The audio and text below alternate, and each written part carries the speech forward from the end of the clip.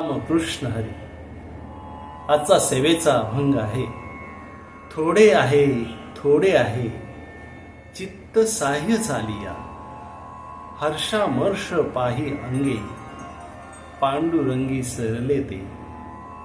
अवघ्या साधनांचे सार न लागे फार शोधावे, तुका म्हणे लटिके पाहे सांडी देह अभिमान.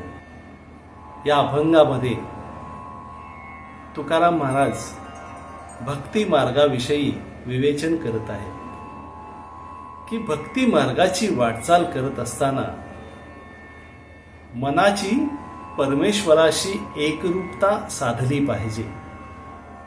हर्ष आणि खेद हे दोन्ही ज्यांना समान भासतात तेच भक्तीचे अधिकारी होतात. सर्व भक्ती मार्गाचे सार हे एकच आहे, ते फारसे शोधावे लागत नाही.